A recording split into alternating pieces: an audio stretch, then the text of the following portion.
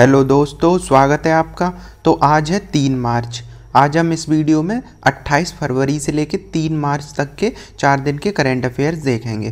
पहले हम पिछले क्लास का रिवाइज करते हैं।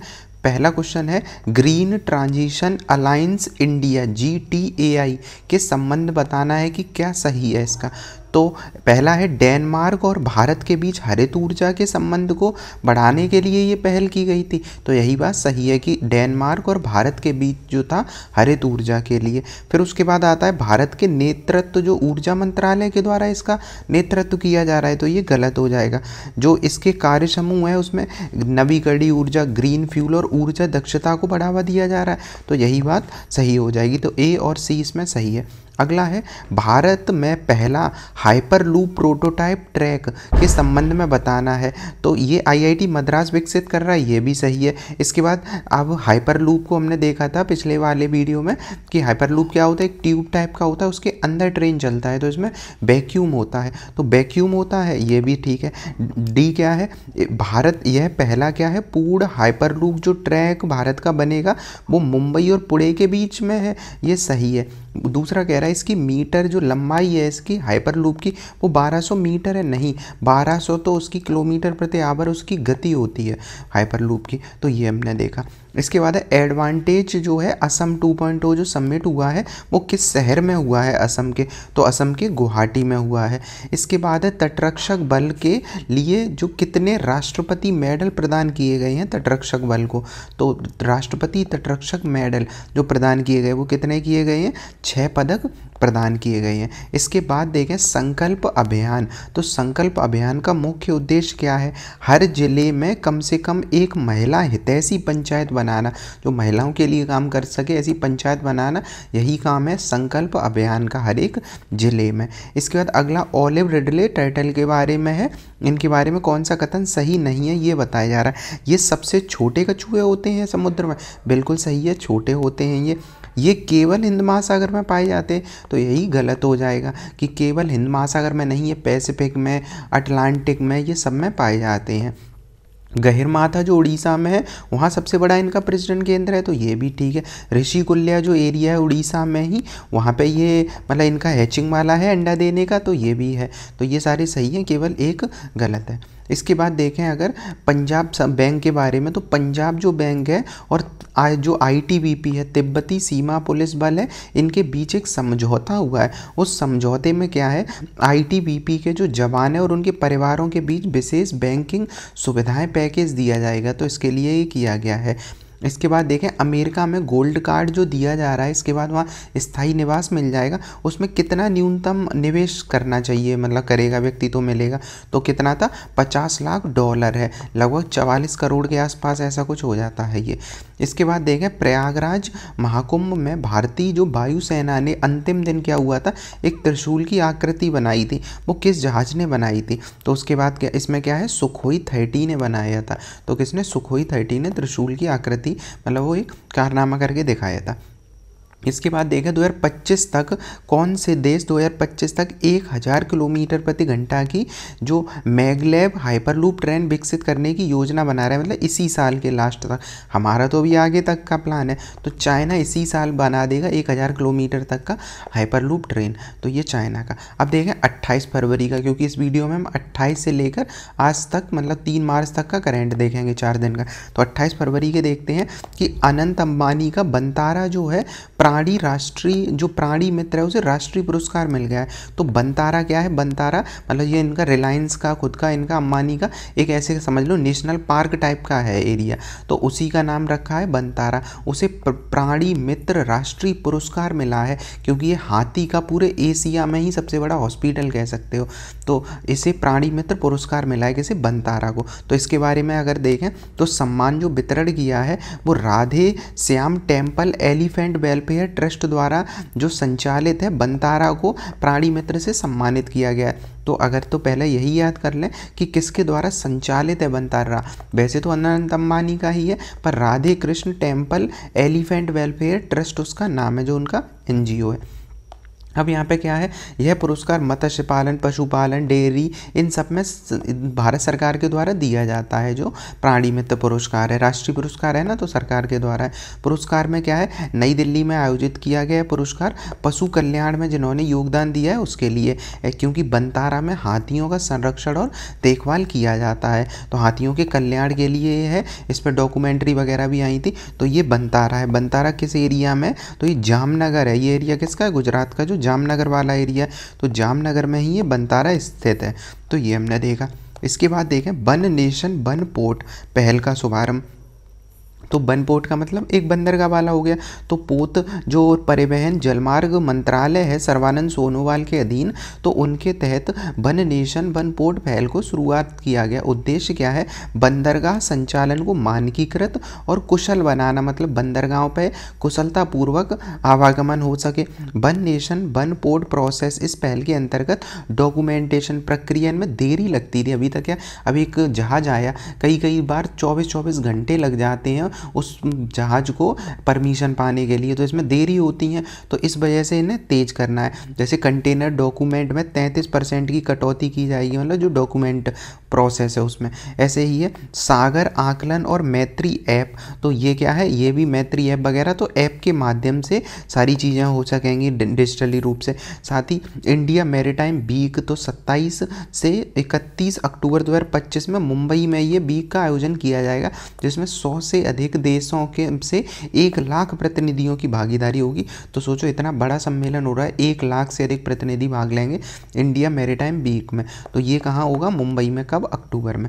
तो ये है इसी को बढ़ावा देने के लिए। इसके बाद है CISF का जो भर्ती प्रशिक्षण केंद्र होता है, उनका मतलब उनका ऑफिस है CISF का, उसका नाम अब राजादित्य चोलन कर दिया गया है। तो राजादित्य जो चोल साम्राज्य के थे उन्हीं के नाम पर राजादित्य चोलन कर दिया। किसका नाम, जो CISF प्रशिक्षण केंद्र है। तो यही चीज़ याद रखनी है कि किसका नाम चेंज किया गया है। अब जो राजादित्य हैं वो परांतक प्रथम के पुत्र हुआ करते थे। गंगा राजकुमार जो बुतुगा के तीर से ये वीरगति को प्राप्त हुए थे। तो ये चोल हुआ करते थे राजादित्य, तो ये युद्ध में ही असल में मारे गए थे, तो उसी की वजह से ये इम्पोर्टेंट है। तो राजादित्य की उपाधि, तो चोल शिलालेखों में राजादित्य को याना ईमेल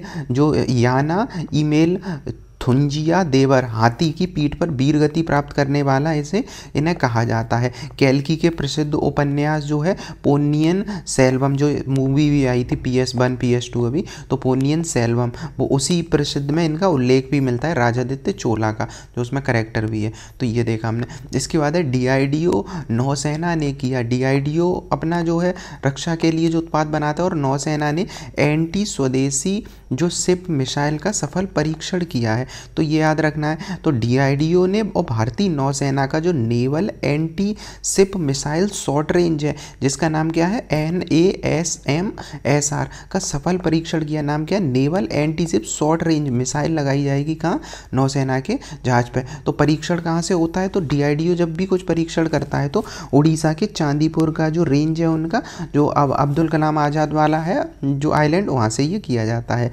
इसके बाद है इस मिसाइल की जो रेंज है वो 50 किलोमीटर होगी, वो शॉर्ट रेंज है तो 50 किलोमीटर होगी। यह विदेशी मूल की एंटी सिप मिसाइल है। मैन इन लूप तकनीक का उपयोग किया जाता है, जिससे पायलट उड़ान के दौरान टारगेट बदल सकता है। मैन इन लूप का मतलब उसमें बदल सकते हैं हम टारगेट बाद में। तो ये सारी चीज़ हो जाएगी इसमें। इसके बाद है सी स्कीमिंग मॉडल के माध्यम से इसमें एक लगा होगा, उसमें समुद्र की सतह के पास उड़ान भरकर दुश्मन की रडार से भी बचाया सकता है। जैसे समुद्र के पास है तो अगर नीचे नीचे उड़ाएंगे तो रडार में कम आएंगे, क्योंकि रडार ऊपर की ज़्यादा देखेगा सिग्नल। तो ये सारी चीज़ें इसमें होती हैं। तो DIDO का ये है। इस मिसाइल का जो विकास किया है, जो परीक्षण तो उड़ीसा में हुआ है, पर जो विकास किया है वो किसने किया है, DIDO की जो हैदराबाद, पुणे और चंडीगढ़ की प्रयोगशालाएँ हैं। तो ये सारी चीज़ें हमने देखी। इसका नाम याद रखना, naval anti ship short range missile जो है NASR। इसके बाद है शीर्ष 10 उच्चतम अनुमोदित रेटिंग, जैसे मॉर्निंग कंसल्ट ने जारी किया है। उच्चतम अनुमोदित मतलब क्या हुआ, रेटिंग का मतलब कहाँ की जनता किसे ज़्यादा रेटिंग देती है, अनुमोदन दे रही है, मतलब स्वीकृति देती है। तो दुनिया में सबसे ज़्यादा जो स्वीकृति मिली हुई है वो प्रधानमंत्री को मिली हुई है, मोदी जी को, मतलब भारत में। तो इन्हें 75% अनुमोदन रेटिंग मिली हुई है। प्रथम पे ये, दूसरे की जो मैक्सिको की पहली महिला राष्ट्रपति थी क्लाउडिया शिनबाम, जो पिछले वर्ष चुनी गई थी, उन्हें मिला है दूसरा स्थान। तृतीय में अर्जेंटीना के हैं जेवियर मिलेई, चौथे पे स्विट्जरलैंड है, 5वें नंबर पे है डोनाल्ड ट्रंप। तो ये याद रखना है इसके बारे में। उसके बाद दक्षिण कोरिया के जो निलंबित राष्ट्रपति हैं, अब चूंकि निलंबित हो चुके तो ज़्यादा मतलब नहीं, तो उन पर केस लगा था, इस वजह से निलंबित किया। इसके बाद अगर हम फ्रांस के राष्ट्रपति बात करें, जो मैक्रोन है, वो सबसे कम लोकप्रिय नेताओं में से हैं, जबकि फ्रांस यूरोप में सबसे ताकतवर देशों में से होता है। तो ये भी हमें याद करना है। इसके बाद है तेलुगु में, इसमें कोई इंपॉर्टेंट नहीं, बस यही है कि तेलंगाना ने तेलुगु को कह दिया कि अनिवार्य हो जाएगा। जैसे अपने यहाँ होता है उत्तर प्रदेश में कि बेसिक शिक्षा किस में मिलती है, हिंदी में भी ले सकते हैं। जैसे हाई स्कूल, इंटर या बेसिक करते हैं तो हिंदी में हमें पढ़ाया जाता है। तो ये सारी चीज़ें, वैसे ये तेलंगाना ने तेलुगु अनिवार्य बस कर दिया है। तो जो शैक्षणिक में अब से क्या हो जाएगा, चाहे CBSE ICSE कुछ भी हो, पर तेलुगु पढ़ाना पड़ेगा। तो ये सारी चीज़ें 9th 10th किसी में भी हो तो तेलंगाना ने किया है। ऐसा ही सेम काम कर दिया है पंजाब में। अब ये कहाँ हो रहे हैं, जहाँ पे मतलब बीजेपी का अपोजिट पार्टी है, तो वो थोड़ा अलग स्टेप ले रहे हैं, तो पंजाब में भी ये अनिवार्य कर दिया गया है। तो ये याद रखना है। इसके बाद है जो जल थल रक्षा 2025 बेट द्वारिका में सैन्य अभ्यास। द्वारिका कहाँ है, गुजरात वाले एरिया में इधर। तो गुजरात के बेट द्वारिका में जल थल रक्षा नामक सैन्य अभ्यास आयोजित किया गया है। इसका उद्देश्य द्वीपों की सुरक्षा वगैरह है, ये सारी चीज़ें। तो अगर पूछा जाए जल थल रक्षा 2025 कहाँ पे, द्वारिका में सैन्य अभ्यास हुआ है। इसमें काफ़ी जैसे हमारा मरीन है, उसके बाद इंडियन कोस्ट गार्ड, मतलब भारत का ही है इसमें। तो ये सारी चीज़ों को बढ़ावा देना है, जल थल का है। इसके बाद वक्फ विधेयक में, तो वक्फ बोर्ड के बारे में भी हमने पिछले क्लासों में देख चुके हैं। तो वक्फ संशोधन विधेयक आया था, क्यों हमने देखा था कि जो वक्फ बोर्ड है वो क्या करता है, किसी भी संपत्ति को मुस्लिम संपत्ति के रूप में अपना अधिकार दिखा देते हैं। उसके बाद फिर क्या होता है कि व्यक्तियों की जो जैसे उनके पास जो भूमि है वो उनकी छीनी जा सकती है, क्योंकि वक्फ बोर्ड को साबित नहीं करना होता था अभी तक कि वो भूमि किसकी है, उस व्यक्ति को साबित करना होता था। हालांकि लोग डोनेशन के रूप में भी वक्फ बोर्ड को अपनी संपत्ति देते थे। तो ये सारी चीज़ें वक्फ बोर्ड के संबंध में थी। इसमें जो विधेयक अभी आया था पिछले वर्ष, उसे अब क्या कर दिया गया है, कैबिनेट ने मंजूरी दे दी है। तो कैबिनेट ने जो वक्फ बोर्ड था उस पर JPC बिठाई थी। JPC मतलब ज्वाइंट पार्लियामेंट्री कमेटी, जिसमें राज्यसभा और लोकसभा दोनों के लोग हुआ करते थे। उसमें सुझाए गए 14 संशोधनों को स्वीकार कर लिया है और यह प्रस्तुत किया गया बजट में। इसका नाम अब वक्फ संशोधन जो विधेयक से नाम बदलकर, अभी तक ये नाम हुआ करता था, अब ये नाम बदलकर एकीकृत वक्फ प्रबंधन सशक्तिकरण दक्षता नाम कर दिया गया। तो ये याद रख सकते हैं कि जो नाम किया गया है वक्फ अधिनियम का, वो एकीकृत वक्फ प्रबंधन सशक्तिकरण दक्षता किया गया। तो ये भी इंपॉर्टेंट रहेगा। इसमें क्या है उद्देश्य, विधेयक का उद्देश्य अधिक स्पष्ट कानून हो, ये सारी चीज़ें हो। बदलाव क्या किए गए हैं इसमें इस बार अधिनियम में, कि राज्य जो वक्फ बोर्ड में गैर मुस्लिम और कम से कम 2 महिलाएं चुनी जाएंगी, क्योंकि अभी तक चूंकि ये महिला वो क्या नाम है, इसमें मुस्लिम लोग ही हुआ करते थे केवल, तो इसमें कुछ निर्णय अपोजिट में आते। तो इस वजह से इसमें कह दिया गया है कि गैर मुस्लिम भी होंगे, साथ में महिलाएं भी होंगी, और मुस्लिम जो OBC समुदाय का एक सदस्य होगा, क्योंकि भारत में मुस्लिम समाज में थोड़ा कैसा है, बंटवारा है। विदेशों में तो मुस्लिम समाज का मतलब वहाँ पे जाति नहीं होती है, पर भारत में जाति है। तो जो मुस्लिम समाज में जो OBC समुदाय है उसे भी सीट मिलेगी, क्योंकि उनके साथ भेदभाव होता है। तो ये देखा हमने।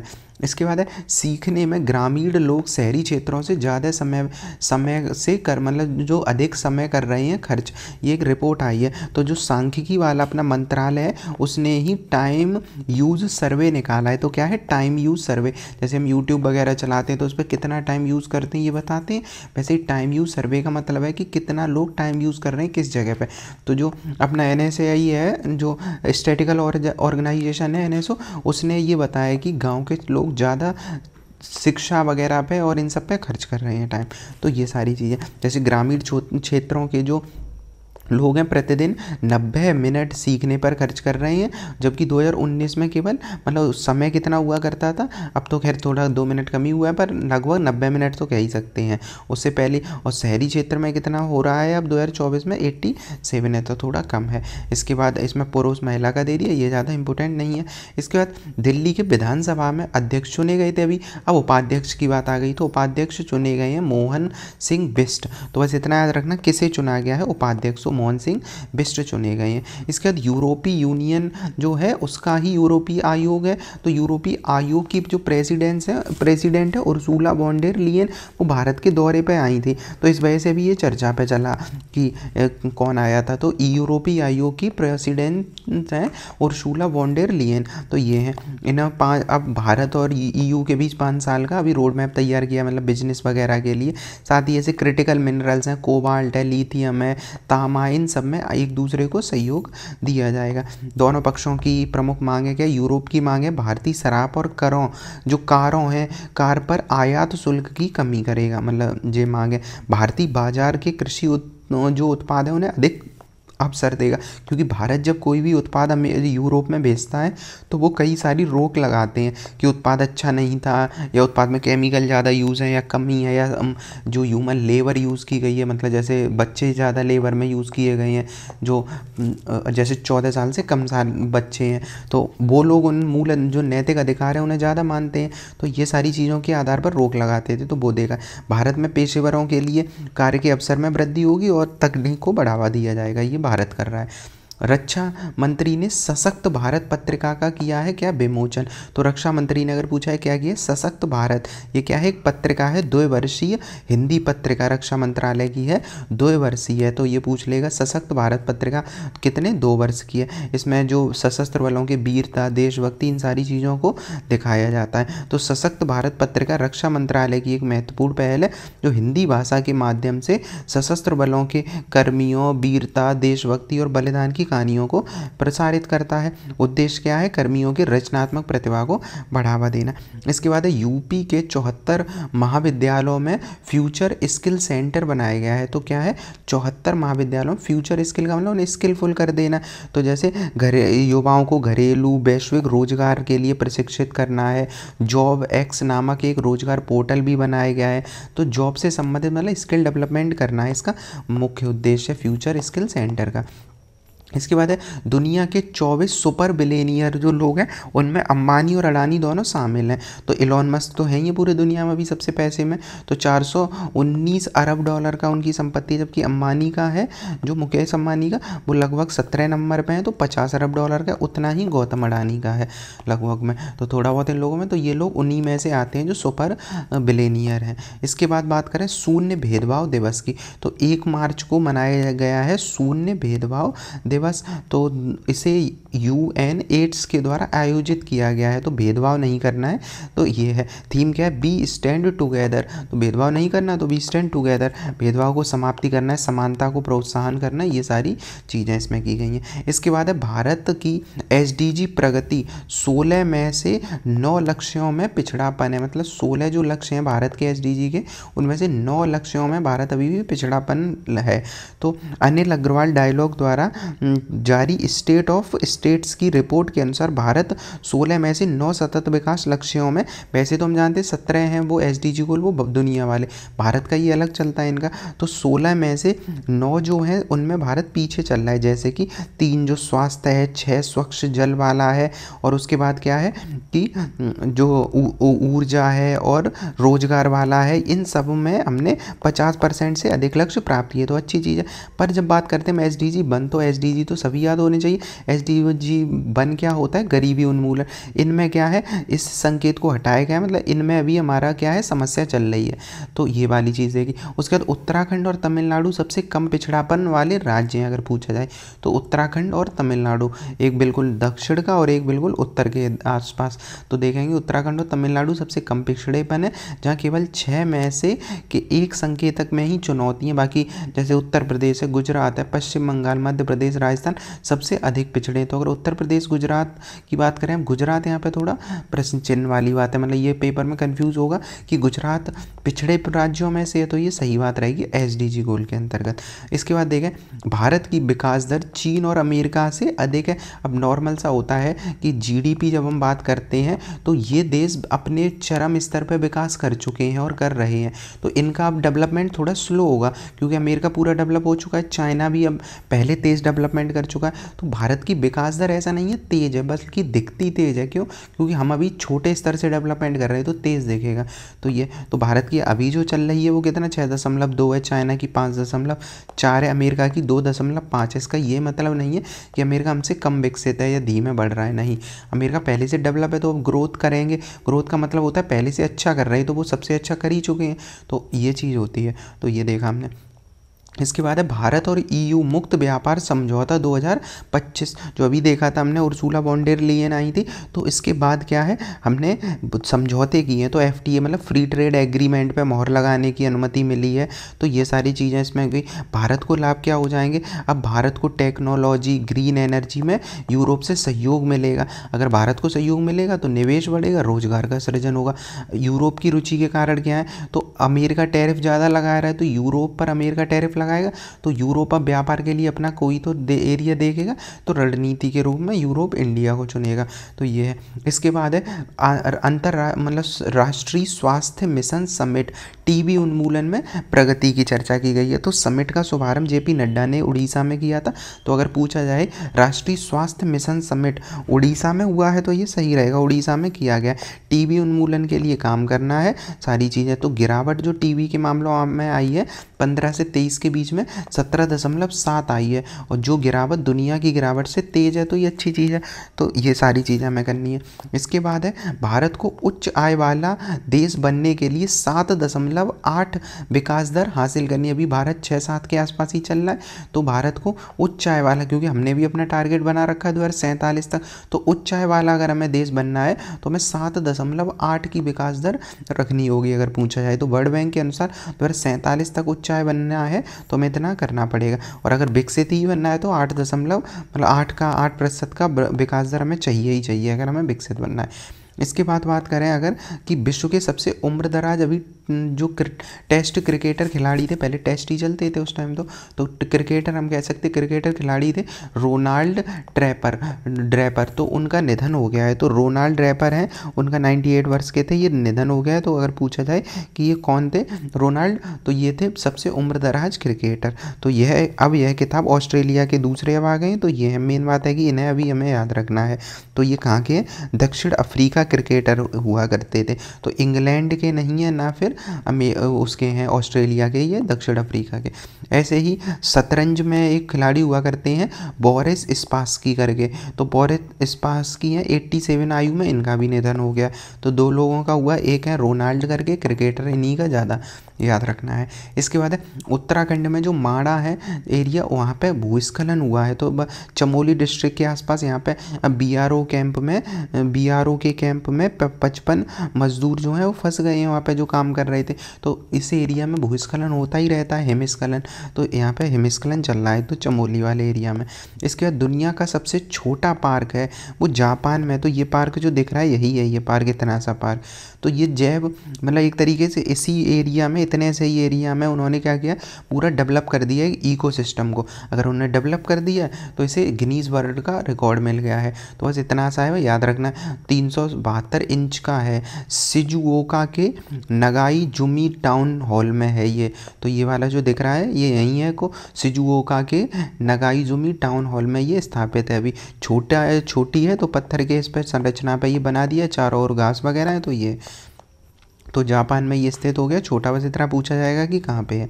इसके बाद है कैलाश सत्यार्थी की आत्मकथा आई। अब कैलाश सत्यार्थी हम जानते हैं 2014 में मलाला यूसुफजई जो पाकिस्तान की थी, और इन्हें दोनों लोगों को नोबेल पुरस्कार मिला था, कौन सा, शांति का।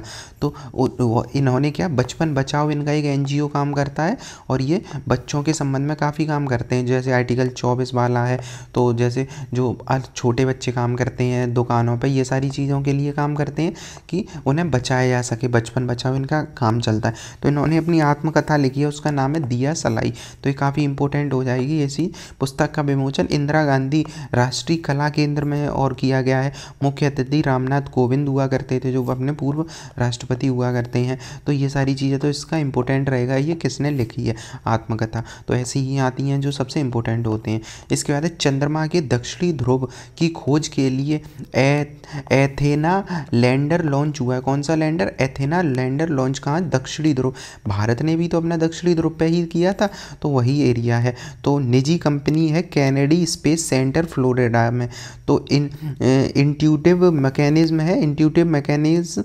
उसके बाद है उसकी एक निजी कंपनी, इसने कनाडा के मतलब कैनेडी जो स्पेस सेंटर है फ्लोरिडा में, वहाँ से जो स्पेस एक्स है वो फाल्कन से ये लॉन्च किया है। तो इंट्यूटिव जो है उससे वो एक कंपनी का नाम है, ये याद रखना है। तो दक्षिणी ध्रुव पहले ये भेजेंगे क्या? एथेना लैंडर इन्होंने लॉन्च किया है। तो बस इतना याद रखना है, एथेना लैंडर जो है वो यूज़ किया जा रहा है। इसके बाद अगला है कि विश्व सीग्रास दिवस। सीग्रास मतलब जो सागर की घास है उसका ही रक्षा के लिए ये बताया गया। तो सीग्रास दुनिया की 18% कार्बनिक को संग्रह करता है। जो कार्बन उत्सर्जन हम CO2 कर रहे हैं वो 18% तो सीग्रास ही उसे संग्रहित कर लेता है। तो जलवायु परिवर्तन में घास मदद करती है। इस पर अब मछलियाँ, कछुए, सी हॉर्स, ये सब इस पर क्या रहते हैं? डिपेंडेंट रहते हैं। तटीय सुरक्षा भी रहती है। अब घास होगी तो यहाँ पे लहरें वगैरह थोड़ी सही होती। और घास क्या करती है? जल का शुद्धिकरण भी करती है, क्योंकि CO2 को एब्जॉर्व कर लेंगे, छान देते हैं पानी को, तो ये शुद्ध कर देते हैं। तो ये सारी चीज़ें तो 1 मार्च को मनाया जाता है ये 2022 से ही। तो ये वाला हमने देखा सीग्रास वाला। इसके बाद सेना अध्यक्ष ने वर्ल्ड वॉर 1 के भारतीय सैनिकों को फ्रांस में श्रद्धांजलि दी है। तो फ्रांस में पहला वर्ल्ड वॉर उधर ही यूरोप में ही तो हुआ था, पहला दूसरा। तो फ्रांस में भारतीय सैनिकों को भेजा गया था लड़ने के लिए। हम इंग्लैंड की तरफ से लड़े थे, तो उसी समय कुछ लोगों की मृत्यु हुई थी। तो भारतीय सेना प्रमुख जो हैं उपेंद्र द्विवेदी जो हैं, उन्होंने फ्रांस के न्यूब शापेल मेमोरियल, ये याद रख सकते हैं, न्यूब शापेल मेमोरियल में लड़ने वाले मतलब उस वहाँ पे जो है प्रथम विश्व युद्ध में जो श्रद्धांजलि दी है सैनिकों की मृत्यु हुई थी। तो याद रख सकते हैं। इसके बाद है एक्सरसाइज डेजर्ट हंट त्रिसेवा नामी है। त्रिसेवा विशेष बलों का संयुक्त अभ्यास है। तो भारतीय सेना पैरा स्पेशल फोर्सेस होती हैं, जो पैरा वाले स्पेशल जो फोर्सेस होते हैं वो मरीन कमांडो और उसके बाद है गरुड़ स्पेशल फोर्सेस। तो तीनों यही स्पेशल फोर्सेस हैं, नौसेना की, मरीन कमांडो जो भारतीय थल सेना की है, जो स्पेशल उनके फोर्सेस होते हैं, वायु के गरुड़ स्पेशल, तीनों के स्पेशल ये करेंगे एक्सरसाइज डेजर्ट हंट। आयोजन किया गया, कहाँ किया गया ये भी इंपॉर्टेंट रहता है। जोधपुर में अभी 28 तारीख तक ये हुआ था। तो तीनों सेनाओं के बीच तालमेल बना रहा है, इस वजह से ये चल रहा था। अगला है आधार सुशासन पोर्टल एक लॉन्च हुआ है, प्रमाणीकरण आसान हो जाएगा। बस यही है। उद्देश्य क्या होगा? पहली तो MIT ने किया, मतलब जो अपना सूचना मंत्रालय, उद्देश्य होगा आधार जो प्रमाण पत्र होते हैं वो सरल हो जाएंगे ना, ऑनलाइन सब हो जाए। तो आधार सुशासन पोर्टल लॉन्च किया है। पहले जटिल और ज़्यादा समय लगता, तब वो और आसानी से हो जाएगा। तो यही है सुशासन पोर्टल। इसके बाद चंपकम दोराई राजन केस के बारे में और प्रथम संशोधन। तो इस पर कुछ अभी केस दोबारा से चल रहा है, मतलब चर्चा में चला है ये सुप्रीम कोर्ट में, तो इस वजह से ये अभी इम्पोर्टेंट है। तो आरक्षण का संवैधानिक आधार इसी से आया था। तो हुआ मामला क्या था? 1951 का असल में ये मामला हुआ था, चंपकम दोराई राजन केस जो मतलब हुआ था 1951 में। तमिलनाडु का मेडिकल और इंजीनियरिंग कॉलेज में दाखिले के लिए जाति आधारित जनगणना लागू थी। कैसी? जाति आधारित जनगणना, मतलब आरक्षण लागू था, जनगणना नहीं, जाति आधारित। तमिलनाडु में क्या था? आरक्षण लागू था मेडिकल और इंजीनियरिंग कॉलेज में। इसके कारण क्या हुआ? एक ब्राह्मण समुदाय की एक महिला थी जिनका नाम था यही चंपकम दोराई राजन, महिला थी ब्राह्मण समुदाय की। इन्हें उस कॉलेज में प्रवेश नहीं मिला, जबकि दूसरा कम अंक वाले किसी छात्रों को मिल गया था, सीट मिल गई थी इनकी। तो इस वजह से फिर कोर्ट में केस गया। तो चंपकम दोराई राजन जो ब्राह्मण समुदाय से थी, उन्हें सीट नहीं मिली। क्यों? जाति आधारित आरक्षण लागू था तमिलनाडु में, तो दूसरे को मिल गई इनकी मेडिकल सीट। तो इस वजह से ये चला मुद्दा। क्यों? फिर हुआ क्या? जाति आधार पर जो जनगणना, मतलब आधार पर जो होता है, जाति आधार पर एडमिशन वगैरह ये सारी चीज़, तो ये तो हमारे आर्टिकल 19 के 2 में भी है कि शैक्षणिक संस्थाओं में जो भेदभाव, मतलब शैक्षणिक जो संस्थान हो सकते हैं उनमें क्या है कि वो अपना स्वतः संचालित कर सकते हैं। तो ये सारी चीज़ें। अब सुप्रीम कोर्ट का फैसला क्या आया था कि 29 का 2 और 51 का 1 जो है असंवैधानिक कह दिया कि राज्य सरकार का यह फैसला, सुप्रीम कोर्ट ने इसमें केस में कहा था, ये असंवैधानिक है कि जो आर्टिकल 29 और 51 में, क्योंकि इसमें भेदभाव न करने की भी तो बात कही गई है। तो ये सारी चीज़, ऐसे ही आर्टिकल 46 है जो शिक्षा और आर्थिक रूप से कमज़ोर वर्ग है उन्हें मौलिक अधिकारों में प्राथमिकता नहीं दी जा सकती है। मतलब 46 ये कहता है कि जो वर्ग पिछड़ा वर्ग है उसे ज़्यादा महत्व दिया जाएगा। तो ये सारी चीज़ें आ गई इसमें। तो इससे ही संबंधित चंपकम दोराई राजन है, ईयर वगैरह याद रख सकते। तो पहला मामला था जिस मामले में सुप्रीम कोर्ट ने आरक्षण को असंवैधानिक करार दिया था। तो ये याद रखना है कि चंपकम दोराई राजन वो पहला केस था जिसमें सुप्रीम कोर्ट ने आरक्षण को असंवैधानिक घोषित कर दिया था। इसके बाद क्या हुआ, सरकार लेके आई पहला संविधान संशोधन। इसमें 15 का 4 जोड़ दिया गया जिसमें राज्य सरकार को विशेष प्रावधान का अधिकार मिल गया। पहले नहीं मिला था जब चंपकम दोराई राज, तब राज्य ने अपने हिसाब से, अब संविधान में जुड़ गया। पहले संविधान संशोधन के बाद 15 का 4 जोड़ दिया, अब राज्य को अधिकार मिल गया कि वो ऐसा प्रावधान कर सकते हैं। तो इसी के बाद आरक्षण की भारत में नींव पड़ी थी। तो ये सारी चीज़ थी, तो उसी संबंध में ये आया है। तो 1948 में मद्रास में ये सामुदायिक आधार पर पहले आरक्षण लागू कर दिया गया था। तो उसके बाद केस चला, ये सारी चीज़ें हमने अब देख ली हैं। इसके बाद है सीएम के सलाहकार अवनीश अवस्थी का कार्यकाल बढ़ा दिया गया है। तो योगी जी के सलाहकार है, इतना ही याद रखना है कि अब कार्यकाल इनका बढ़ा दिया गया है। तो प्रशासनिक अनुभव होता है, ऐसे व्यक्ति ही सलाहकार बनते हैं। तो ये देखा। इसके बाद है मनन मिश्रा को BCI जो है मतलब बार काउंसिल ऑफ इंडिया, तो BCI bar council of India का चेयरमैन बनाया गया मनन मिश्रा को। तो ये याद रखना है इसके बारे में। अगला है यूपी DGP को सर्वश्रेष्ठ ब्यूरोक्रेट का सम्मान मिला। अब यूपी में क्या हुआ, कुंभ मेला का आयोजन हुआ है। तो कुंभ मेला का आयोजन बेहतर तरीके से कराने के लिए, सारी चीज़ें को, चुनौतियों को सही से निपटने के लिए अच्छा काम किया। तो उत्तर प्रदेश के जो पुलिस DGP हैं उन्हें ये सम्मान दिया गया। तो ये याद रखना है। तो उत्तर प्रदेश के मिला है, इसमें उत्तर प्रदेश के महानिदेशक हैं उन्हें ही मिल गया है ये। इसके बाद पंचायतों में सशक्त पंचायत नेत्री अभियान की शुरुआत हुई है। तो पंचायतों में सशक्त पंचायत नेत्री अभियान की शुरुआत, इसमें क्या है कि निर्वाचित महिलाओं के स्थान पर उनके जो पति, जो पंचायत पति जैसी अवधारणा आती हैं उनको नहीं होने देना है। मतलब महिलाएं सीट में है तो महिलाएं ही निर्वाचित रहें, इसके लिए सशक्त पंचायत नेत्री है। तो ये एक इम्पोर्टेंट रहेगा किसके लिए, तो ये हमने देखा। तो इसके लिए 4 मार्च को मतलब कल से नई दिल्ली में सशक्त पंचायत नेत्री अभियान का शुभारंभ किया जाएगा। उद्देश्य क्या है, महिलाओं को सशक्त बनाना, ये सब है। इसके बाद बागपत में ताम्र युग जो हुआ करता था हड़प्पा से पहले, तो ताम्र युग के अवशेष मिले हैं, शाही ताबूत मिलने की भी संभावना है यहाँ पे। तो ये बागपत वाला एरिया वैसे भी कुछ साल पहले फेमस हुआ था जब सनौली की खोज हुई थी। तो सनौली के यहाँ से 5-6 साल पहले सनौली की भी खोज हुई थी, जहाँ एक क्या मिला था, रथ तक मिला था सनौली वाले एरिया में। तो ये चर्चा में चलता रहता बागपत वाला एरिया। तो उत्तर प्रदेश के बागपत ज़िले में, बागपत है कहाँ उत्तर प्रदेश में, ये पूर्वी वाला एरिया है, पश्चिमी मतलब एरिया है जो उत्तर प्रदेश का। बागपत जो है दिल्ली वाले एरिया के आसपास, तो यहाँ पे तो वहाँ उत्खनन हो रहा है, तो वहाँ पे ये मिला है। तो पूछ लेगा किस एरिया में, तो बागपत वाले एरिया में। इसके बाद है स्वावलंबिनी महिला उद्यमिता कार्यक्रम लॉन्च हुआ है। तो नीति आयोग द्वारा हुआ है, इतना सबसे मेन इंपॉर्टेंट है। तो नीति आयोग द्वारा महिला उद्यमी है जो बिजनेसमैन, उन सबको बढ़ावा देना है, ये सारी चीज़ें। मेरठ में इस कार्यक्रम का आयोजन हो रहा है, उद्घाटन तो चौधरी चरण सिंह विश्वविद्यालय मेरठ में। कौन कर रहा है, नीति आयोग द्वारा। तो ये उद्देश्य क्या है, महिला छात्रों में उद्यमशीलता को बढ़ावा देना, कौशल, ये सारी चीज़ें हैं स्वावलंबिनी की। मुख्य कार्यक्रम की विशेषताएं कि चरणबद्ध तरीके से उन्हें स्किल प्रोग्राम किया जाएगा, जागरूक किया जाएगा, 6 महीने का मेंटरशिप भी दिया जाएगा, ये सारी चीज़ें हो जाएंगी इसके संबंध में।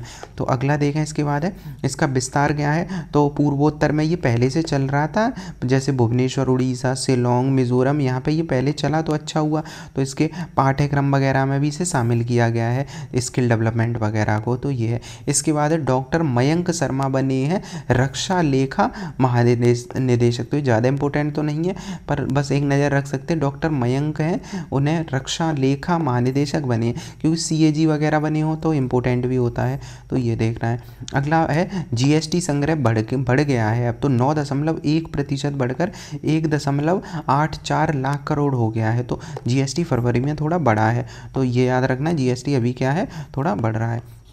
इसके बाद है इस वाले एरिया में 9% के आसपास। इसके बाद है ऋत्विक बोलीपल्ली ने चिली ओपन युगल पुरस्कार जीत लिया है। तो ऋत्विक बोलीपल्ली और निकोलस बारिएंटोस जो कोलंबिया के हैं, तो इनकी जोड़ी ने पुरुष युगल का खिताब जीत लिया। तो वैसे इतना याद रख सकते हैं, अपने भारत के ऋत्विक बोलीपल्ली हैं और कोलंबिया के उनके जोड़ीदार जो हैं वो हैं निकोलस बारिएंटोस। इन लोगों ने ये जीत लिया है, कहाँ पे, चिली ओपन जो जीता है। तो ये याद रखना है। अगला है अजय सेठ को राजस्व सचिव का अतिरिक्त प्रभार मिला है। तो अजय सेठ को मिला है राजस्व जो विभाग है उसका अतिरिक्त कार्यभार मिला है। तो ये आईएएस ऑफिसर्स होते हैं, वही लोग सचिव बनते हैं। तो ये देखा हमने। इसके बाद है सेबी ने कॉरपोरेट बॉन्ड के लिए केंद्रीकृत पोर्टल लॉन्च किया है। तो बॉन्ड वगैरह सेबी के कॉरपोरेट बॉन्ड के लिए एकीकृत एक पोर्टल लॉन्च कर दिया है। वैसे बॉन्ड वगैरह तो आरबीआई और कोई संस्था करेगी, इन्होंने क्या किया है, सेबी ने एक पोर्टल मतलब वेबसाइट वगैरह लॉन्च कर दी है। तो सेबी ने 29 फरवरी 2000 मतलब अभी क्या किया है, एक पोर्टल लॉन्च किया है बॉन्ड 28 को किया था। ये बॉन्ड सेंट्रल नामक एक केंद्रीकृत पोर्टल लॉन्च किया है। यह पोर्टल ऑनलाइन बॉन्ड प्लेटफॉर्म और इन सब के लिए मतलब ऑनलाइन बॉन्ड वगैरह खरीदे जा सकते हैं, ये सारी चीज़ें। तो कॉरपोरेट बॉन्ड की सटीक और विश्वसनीय जानकारी मिलती रहेगी। इसके बाद है पूर्व जो सेबी प्रमुख माधवी बुच हैं उनके खिलाफ अभी एफआईआर के आदेश दे दिए गए हैं। तो माधवीपुरी बुच अभी सेबी वाले, तो उन्हें क्या है, तो बीएसई के 2 वरिष्ठ और अधिकारी वगैरह इनको दिया गया है समन। तो अभी मतलब जो शेयर मार्केट में कुछ अनियमितताएं पाई गई थी, इस वजह से इनके खिलाफ एफआईआर दर्ज हुई है। तो ये याद रखना, सेबी के जो माधवीपुरी बुच है उनके खिलाफ हुआ है। क्योंकि आरोपों के अनुसार एक कंपनी को अनियमित रूप से सूचीबद्ध कर शेयर की कीमतों को वृद्धि करी गई थी इनके द्वारा। तो इस वजह से ये देखा गया है। इसके बाद है 40% छात्रों को अपनी भाषा में शिक्षा नहीं मिल रही है, ये यूनेस्को ने बताया है। तो यूनेस्को ने कहा है 40% जो छात्र हैं, पूरे दुनिया की बात कर रहे हैं, उन्हें अपनी भाषा में नहीं मिल रहा है ज्ञान। तो यूनेस्को की जो वैश्विक निगरानी जो जैम है टीम द्वारा लैंग्वेज मैटर्स ग्लोबल गाइडेंस और मल्टीलिंगुअल एजुकेशन रिपोर्ट आई है, उसमें ये चीज़ें बताई गई हैं। इससे प्रभावित 1 बिलियन लोग हैं, तो 1 अरब लोग अब जो बच्चे हैं वो इससे प्रभावित हैं। अभी जो शिक्षा का माध्यम कितना, लगभग 225 भाषाओं में शिक्षा का माध्यम है जो विश्व स्तर पर चलते हैं मातृभाषाओं में। इसके बाद बात करें 31वीं national conference of state election commissioner. तो इलेक्शन कमिश्नर जो होते हैं राज्यों में चुनाव के लिए जिम्मेदार, तो उनकी एक बैठक हुई है, तो मध्य प्रदेश में हुई है। तो याद रख सकते हैं बस कि मध्य प्रदेश के सिवनी स्थित पेंच जो नेशनल पार्क है वहाँ पे ये बैठक का आयोजन किया गया है मध्य प्रदेश में। तो इसमें अभी वही चुनाव से संबंधित चीज़ों पर चर्चा की जाएगी। इसके बाद अगला है मार्च 2027 तक 25,000 नए जन औषधि केंद्र खोलने का लक्ष्य सरकार ने रखा है। कब तक, 2027 तक 25,000 नए जन औषधि केंद्र।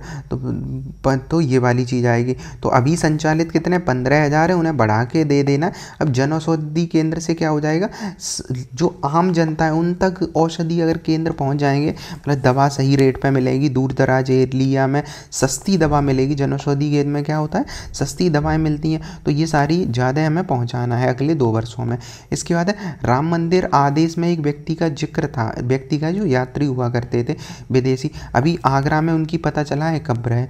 तो विदेशी यात्री हुआ करते थे जोसेफ टिफेंतलर, जो हमने पढ़े भी होते हैं हिस्ट्री में, तो टिफेंतलर नाम से। तो ये इटली के खगोल शास्त्री हुआ करते थे और जेसुइट मिशनरी हुआ करते थे। तो इनकी जो कब्र है वो आगरा में जो अकबर की चर्च वगैरह है, मतलब अकबर की चर्च कह रहे हैं, अकबर वाला जो एरिया है उसी के आसपास वाला मिला है। कब्र की खोज अभी एक गाइड है जो मेहरान उद्दीन ने की है, वहाँ पे एक लोकल गाइड थे उन्होंने की है।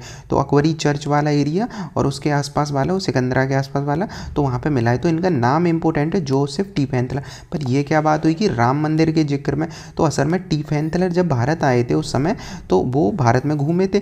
तो 1943 के आसपास जय सिंह की मृत्यु के बाद इस एरिया में उन्होंने, मतलब भारत में 1750 के आसपास समझ सकते हैं कि वो रहे थे।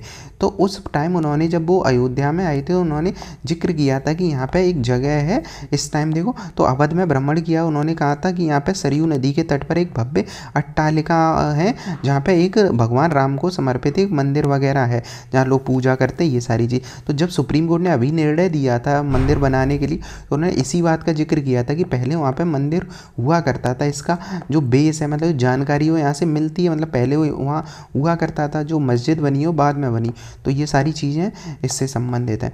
अगला है चमोली में भूस्खलन, जो अभी हमने एक देखा ही था, और वहाँ पे मृत्यु भी हो गई है, मतलब काफ़ी 8 श्रमिकों की मृत्यु हुई है, बाकी बचाए भी गए हैं तो चमोली वाले एरिया में। इसके बाद है दुनिया में शांति स्थापना के लिए संतों की कमेटी गठित हुई है, तो का गठन तो विश्व युद्ध को रोकना संयुक्त नेतृत्व में, मतलब धार्मिक नेताओं का है, शांति क्या है ना संतों का, तो धार्मिक नेता मार्गदर्शन करेंगे विश्व में शांति बनी रहे। कहाँ पे है तो गुरुग्राम में विश्व शांति केंद्र में 3 मार्च मतलब आज के ही दिन दुनिया में शांति स्थापित के लिए संतों की एक विशेष कमेटी का गठन किया गया है। उद्देश्य दुनिया में जहां युद्ध का माहौल हो शांति बनी रहे। तो ये कहाँ हुआ है, गुरुग्राम में, ये इंपॉर्टेंट है। जो अब इसके जो कमेटी के अध्यक्ष हैं वो अहिंसा विश्व भारती के संस्थापक हैं जैनाचार्य लोकेश मुनि, उनके द्वारा किया गया है। साथ ही जो श्री श्री रविशंकर है, मोरारी बापू है, मतलब भारत के ही लोग हैं, इन लोगों के द्वारा किया गया है। इसके बाद है विदर्भ ने रणजी ट्रॉफी जीत ली है तीसरी बार, तो रणजी ट्रॉफी जो क्रिकेट वाली है वो विदर्भ ने जीत ली है, तो ये बस इतना ही याद रखना है। इसके बाद है लैंडर ब्लू घोस्ट चंद्रमा पे उतरा है, तो कंपनी फायर फ्लाई एरोस्पेस है अमेरिका की, तो लैंडर का नाम जो है उतरा है जो उसका नाम है ब्लू घोस्ट और कंपनी का नाम है फायर फ्लाई एरोस्पेस। तो इनका चंद्रमा पर एक लैंडर उतरा है, जो मतलब रोबोट सा होगा वो उतरेगा, तो ये वाली लैंडिंग तिथि कल की थी, तो ये सारी चीज़ें में है। तो अमेरिका का संस्था है, इसका नाम थोड़ा याद रख सकते हैं। तो भारत ने अभी उतारा ही था 23 में, फिर जापान ने 24 में उतारा है। उससे पहले सबसे पहले चंद्रमा पे जो सोवियत यूनियन हुआ करता था उस टाइम रसिया, वो पहुंचा, फिर अमेरिका, ये सारी चीज़ें हुई। मतलब अमेरिका ये पहुंचे थे उस एरिया में चंद्रमा पर, और अमेरिका, फिर चाइना, फिर भारत, और ये सारी चीज़। इसके बाद लखनऊ की तनुष्का बनी है पहली जगुआर पायलट, तो जहाज़ है अपना भारतीय वायुसेना के जगुआर जो फाइटर जेट है उसकी लीडर ये बनी है, पायलट के नाम है तनुष्का, लखनऊ की है, तो ये याद रखना है। इसके बाद है छोटे किसान श्रमिक भी 1 ट्रिलियन इकोनॉमी में होंगे जिम्मेदार। तो भारत सरकार का अभी उत्तर प्रदेश का भी कहना है कि हमें 1 ट्रिलियन की इकोनॉमी बनाना है, तो उसमें छोटे खेतिहार इनको किसानों को भी तो शामिल किया जाएगा।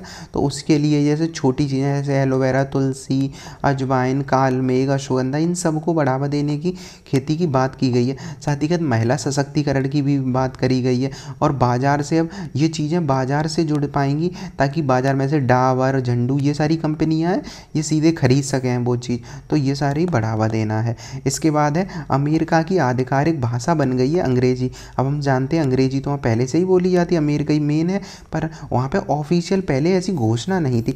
हालांकि हर देश में पहले से ये मतलब हर राज्य में उनके यहाँ इंग्लिश ही थी, पर अब क्या हुआ, आधिकारिक बना दी गई है। तो क्योंकि अमेरिका में इंग्लिश का चलन ये बाद में ही तो हुआ है, जो मूल अमेरिकन हुआ करते थे, जो नेटिव अमेरिकन, वो तो अलग ही हुआ करते हैं, रेड इंडियंस वाले लोग, तो ये अमेरिकन तो बाहरी विदेशी हुआ करते थे उस टाइम। तो अमेरिका में इंग्लिश कैसे पहुंची, इंग्लैंड से पहुंची है, तो अब उसे आधिकारिक भाषा दे दिया गया। तो डोनाल्ड ट्रंप ने अंग्रेजी को दे दिया है। 30 से अधिक पहले से ही राज्य वहाँ आधिकारिक घोषित कर चुके थे, क्योंकि यहाँ दोहरा सिस्टम चलता है ना राज्य और केंद्र का, तो ये सारी चीज़ें हैं। तो अब अंग्रेजी की बात करें तो 1.2 बिलियन लोग, मतलब सबसे ज़्यादा जो बोलते हैं वो अंग्रेजी बोलते हैं, फिर मंदारिन बोलते हैं। मंदारिन का मतलब क्या हुआ, चाइनीज़ वाली जो लैंग्वेज होती है उसे कहते हैं। इसके बाद आदित्य एल1 ने सौर ऊर्जा कार्नेल की तस्वीर भेजी है, तो ये भेजा गया था जहाज ना 2 सितंबर 2023 को। जो अब उसने क्या किया है, उसने अपना जो टेलीस्कोप है उसका नाम क्या है, solar ultraviolet imaging telescope suit, जिसका नाम शॉर्ट में क्या है, सूट, तो पूछ लिएगा सूट क्या है, तो सोलर अल्ट्रावायलेट इमेजिंग टेलीस्कोप, ये कहाँ लगाया, L1 में लगाया, आदित्य L1 में। उसने सौर ऊर्जा की तस्वीर भेजी है, मतलब तो सौर ज्वाला की तस्वीर खींची है, और उसने कैसे ये खींची है, तो कोर वाला एरिया के निकट परावैंगनी तरंगों के निरीक्षण के द्वारा ये किया गया। ये L1 पे स्थित है जो लैग्रेंजियन पॉइंट है। तो ये हमने देखा आज 3 मार्च तक की करेंट अफेयर्स।